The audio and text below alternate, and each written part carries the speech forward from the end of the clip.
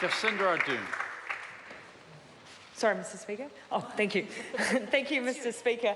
As my colleague so eloquently outlined in his last address, Chris Farfoy, who I acknowledge his excellent contribution to this debate, this is the traditional time in the House where members have the opportunity to propose alternative titles for the social housing reform transaction mandate bill. I want to highlight how sterile, Mr. Chair, the title of that bill comes across. Absolutely sterile, almost. It sounds almost like it's meaningless, like there's no substance necessarily, it's non-threatening.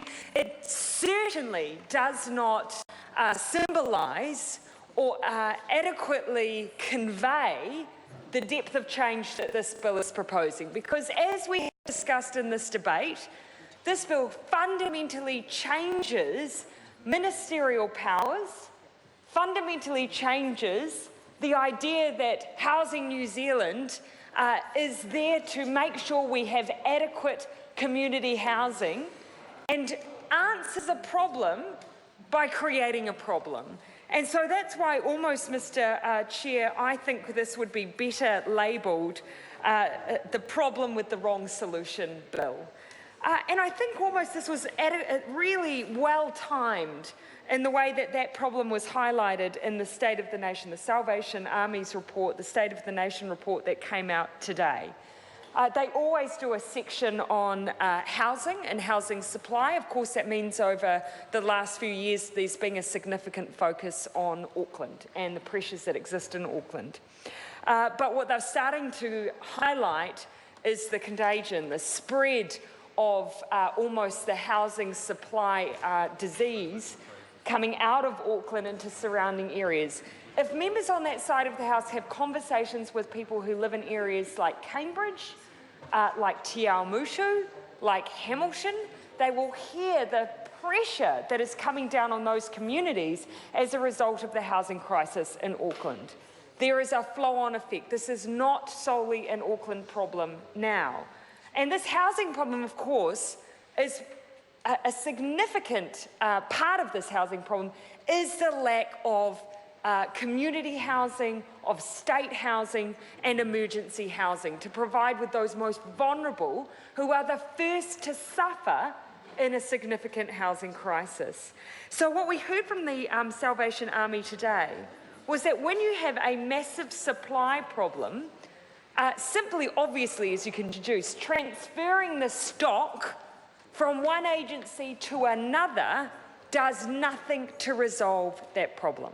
Obviously, does absolutely nothing to solve that problem.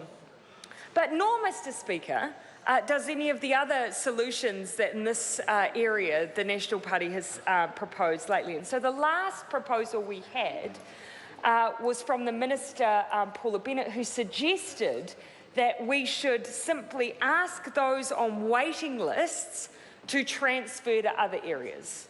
Now, I don't know how many members on that side of the House believe that the waiting lists that they have in their area, that they should simply go to those individuals and tell them that they should just move. They should just move. A, that assumes that we don't have pressure in other parts of the country, and we do, thus proving that the idea of a bill that simply is transferring stock from one area, from one provider to another is going to solve a problem. So the misguided bill perhaps would be a better title. But if you asked people in the other parts of the country, they would say they have waiting list problems too. So how is this solving the problem? And I know that Jenny Salise in particular has done some work in this area. She knows the impact that transferring people from the waiting lists in her areas would have and or how little impact it would have. So it assumes stock in other areas. The second assumption is that it also assumes, Mr. Chair, that those on waiting lists aren't working. There is this derogatory message that is sent by saying we should simply tell people on waiting lists that they should go and move somewhere else. That assumes that they're somehow just sitting there waiting for a house to come up with no attachment to anything in the area, such as employment. Now, sure, it might be insecure employment, it might be multiple part-time jobs, but there is a distinct assumption from the government, Mr. Chair.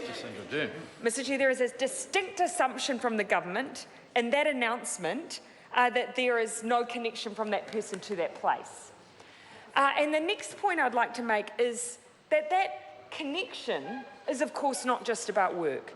Now, the interesting point that Alan Johnson made around people who are connected to a community in the State of the Nation report and the importance of housing this morning was that when we see those differences that emerge between two measures of poverty, material deprivation versus income poverty, so there's two distinct measures there, and they're all important.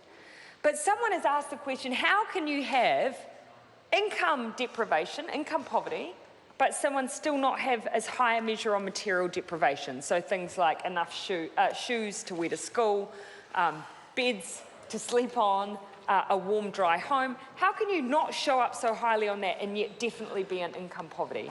And the answer to that question, community. Community. If you have connection to your community, if you have family, if you have support around you, they can cushion poverty. Now, of course, that is not an ideal situation. That's not the environment that we want people in poverty to simply be existing because there are people around them who are propping them up. We want them to have that dignity for themselves, but that speaks to the importance of community. And what almost every policy, including the Social Housing Reform Transaction Mandate Bill, ignores is the importance of keeping housing stock in the areas where people need to be connected to their community. And that is what is so devastating about that government's policy. And so I would say that this needs to be renamed the Loss of Community Bill, the Destruction of the Sense of Community Bill. And all too often, I think, as MPs, we do, if you're listening and you have your eyes and ears open, will hear examples, manifestations of what the reality of these policies mean coming through our office doors. And I still remember to this day the young woman who came to see me a few years ago now. She'd grown up in a Housing New Zealand home in central Auckland. So it's fair to say, of course, it's been an increasingly affluent area, an increasingly gentrified area.